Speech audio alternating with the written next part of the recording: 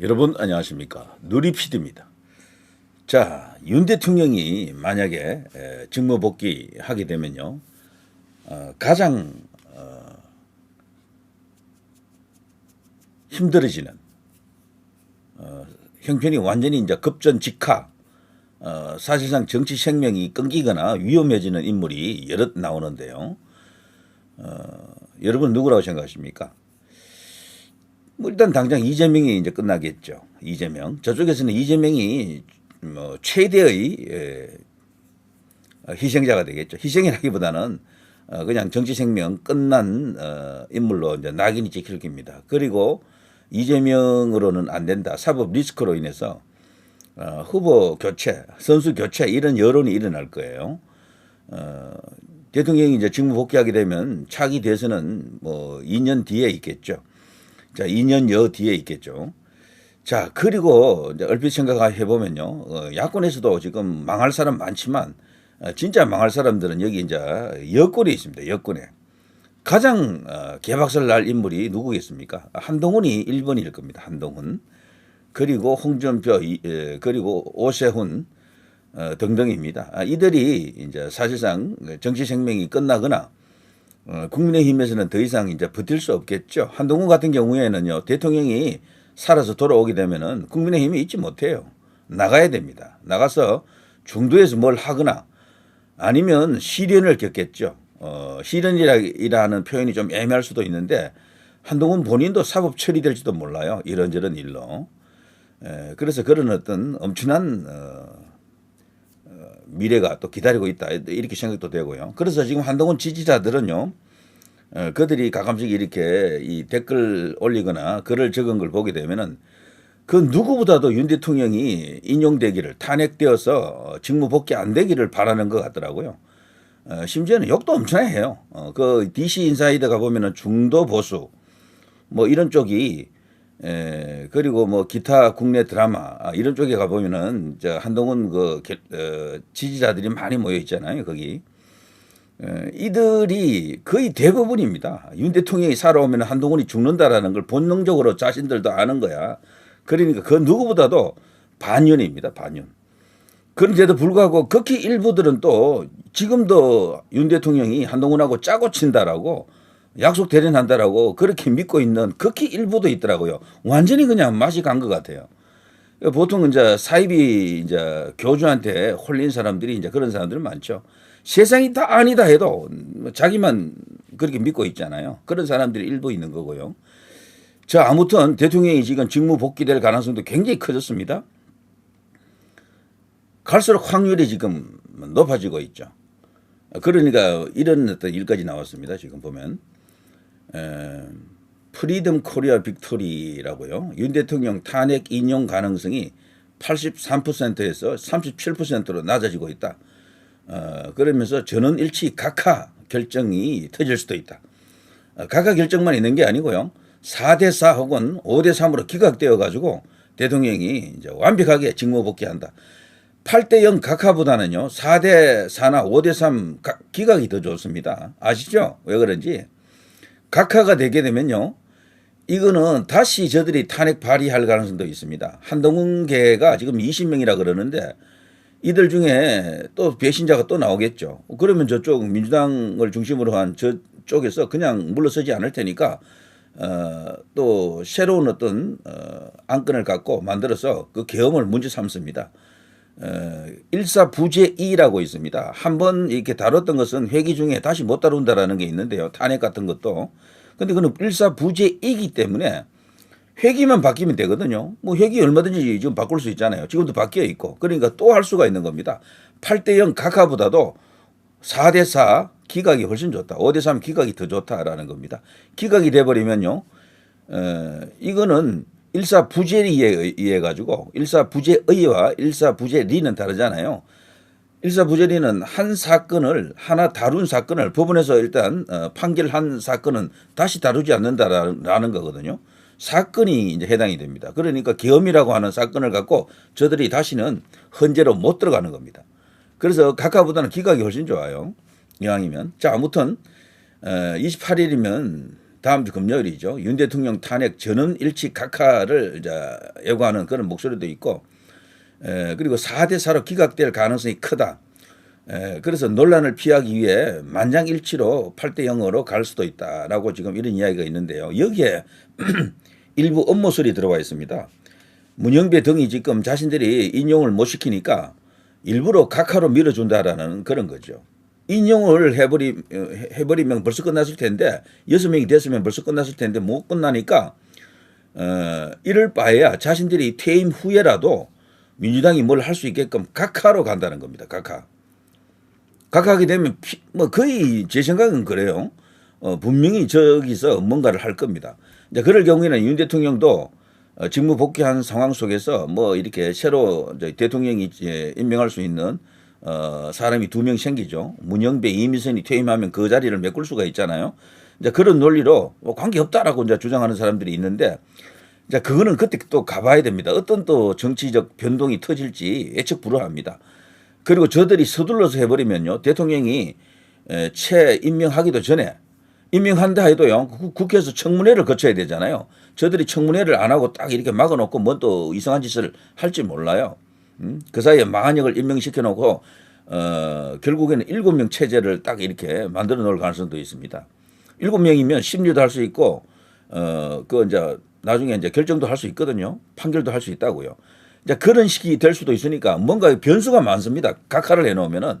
그래서 요즘은 국민의힘 의원들 중에서도 각하라고 하지 않고 기각을 외치는 국회의원들이 다수 나왔어요. 그래, 각하가 좋은 줄 알고 각하 그랬는데 알고 보니까 각하가 좋은 게 아니야. 이건 완전한 해법이 아닌 겁니다. 한덕수 총리인 경우에는 각하가 좋아요. 그거는 처음부터 이게 그 단추를 잘못 끼웠다는 이야기거든. 한덕수 총리는. 그럴 경우에는 최상목이가 임명한 2사람, 정계선하고 또 한 사람 더 있잖아요. 이들이 무효다. 이들을 임명한 그 절차 자체가 원인 무효가 되면서 원위치. 그러면 뭐 헌재 자체가 뭐 심리도 못할 정도로 숫자가 그냥 폭삭 주저앉겠죠.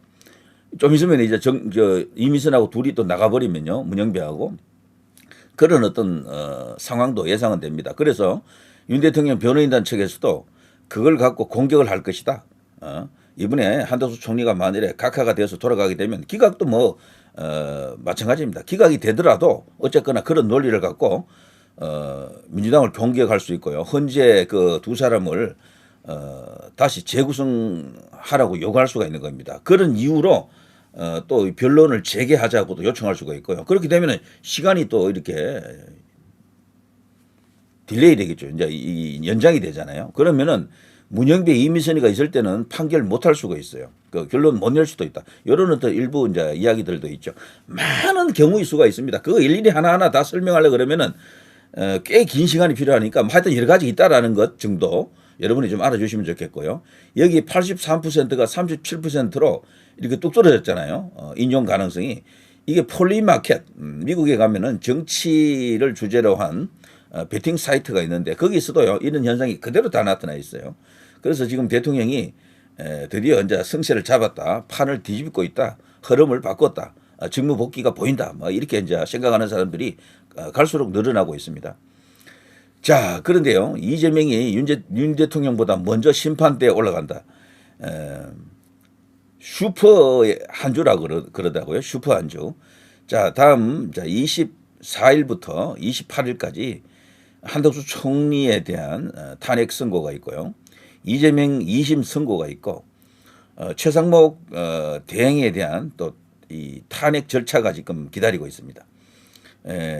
그리고 이제 윤 대통령에 대한 최종 헌재 선고가 있을 가능성도 있습니다. 그래서 그야말로 대폭발하는 한 주가 될 것이다, 이런 이야기가 있죠. 자, 그런데요, 전체적으로 대통령이 이제 복귀하게 되면 어쨌거나 이재명의 입장은 제가 볼 때는요, 급전직하, 지지율도 엄청나게 빠질 것으로 봅니다. 지지율도. 그 자리를 누가 치고 들어오느냐가 오히려 관심사가 될 수도 있어요.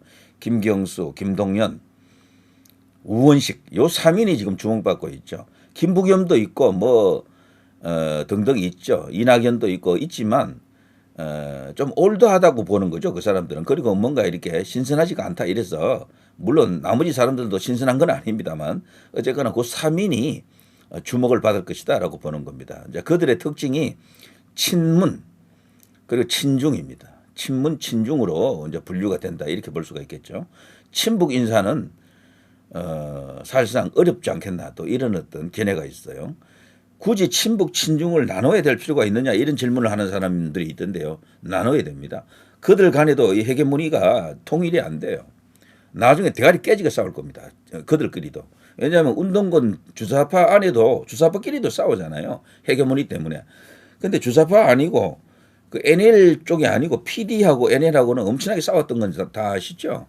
그것처럼요. 운동권 내부에서도 그런 싸움이 있었던 것처럼 친중이냐 친북이냐에 따라서 그들끼리도 아마 주도권 다툼이 일어날 겁니다. 제가 볼 때는 주도권은 친중으로 넘어갔어요. 주력이 친중으로 거의 말갈아타고 있습니다. 저는 문재인도 개인적으로 친북이었는데 친중으로 갔다라고 보는 사람이거든요. 이게 언제부턴가 하면 북이 문을 계속해서 삶은 소대가리다. 턱등 머저리다 하면서 엄청나게 비난을 퍼부었던 게 많습니다. 여러 개 있어요. 그런 그 워딩만 따로 모아놔도 한 10개 정도 됩니다. 그게 왜 그랬는지 그 당시에는 잘 이해를 못했잖아요. 그 노선을 갈아타기 때문에 그랬다고 저는 그렇게 보거든요.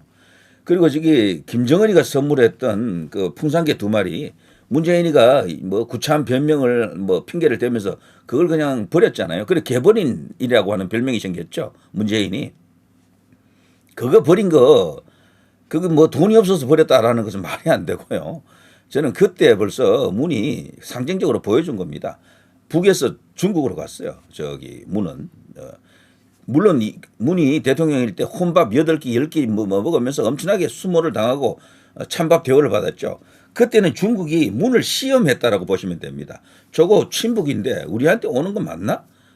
한번 길들여 보자. 뭐 이런 식이 되었을 것으로 저는 그렇게 판단합니다. 그런 과정을 거쳤는데도 지속적으로 구애를 했거든요. 중국에 대해서. 너무도 사랑했습니다. 문은 중국을. 그 뒤에부터 이제 열어줬다라고 보는 거죠. 그래서 요즘은 평산에 가보면은 한국인보다도 중국인이 더 많이 온다 그러네요. 거기 가면 중국인들이 일종의 한국 그 관광 그 가게 되면 반드시 거쳐가야 될 그런 어떤 명소가 되었다 그럽니다. 가서 문재인하고 사진 한 방 찍고 오는 게 그들에게는 뭐 자랑거리다 뭐 이렇게 되어 있다 그러죠. 중국에서는. 그래서 이 중국에서 온 사람들이 문을 만난 후에 그 뭐 자신들의 SNS라든가 이런 데 올린 걸 보게 되면요. 문재인이야말로 진정한 군자다 뭐 이런 식으로 평가한다라고 합니다. 기가 막힐 일이지만 그냥 문은 이제 중국 쪽으로 갔다라고 보시면 될 것 같아요. 자, 그런 이슈. 그럼 친북 인사 중에 대표적인 인물이 누구냐를 놓고 지금 생각하잖아요. 자, 경기동부연합, 이석기 이런 사람은 전면에 나설 수가 없어요. 대중 정치인도 아니고 이들이 뭘 어떻게 국민들에게 표를 주십시오 할 수도 없어요. 뒤에서 움직이는 어둠의 세력들이지. 그럼 거기서 조금 더 연장해서 보면 누가 있습니까? 이해찬이 있겠죠. 이해찬. 이해찬하고 연결이 되는 사람이 또 누가 있습니까? 이재명이 있겠죠. 이화영이 있겠죠. 이 사람들도 중국하고 연결이 좀 되어 있어요. 그렇지만 고리가 조금 약한 거지.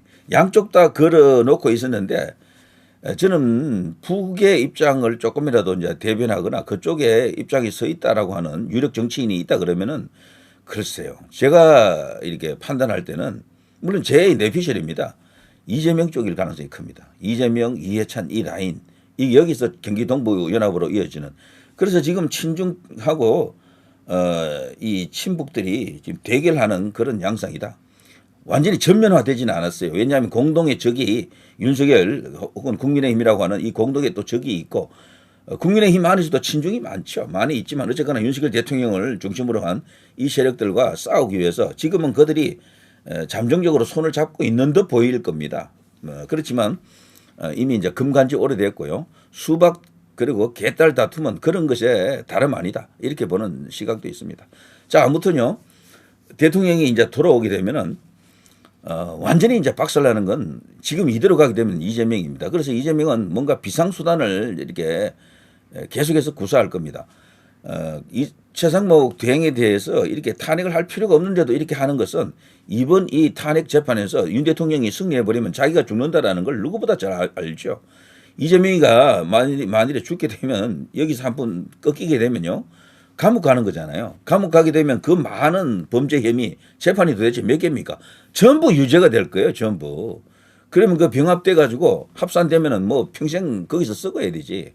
그러니까 그 무기징역에 가까운 그런 상황이 될 겁니다. 이런 거를 뭐 조금이라도 생각 있는 사람이면 다 알 거 아니에요. 이제 중국 입장에서도 보면 이재명은 저 끈떨어진 가시다 뭐 이렇게 이제 볼 수도 있고요. 이미 막 갔다. 그러니까 선수를 교체하는 어떤 그런 어떤 움직임도 생길 수밖에 없고요. 친중적 요소가 있다 하더라도 버릴 수밖에 없는 거죠.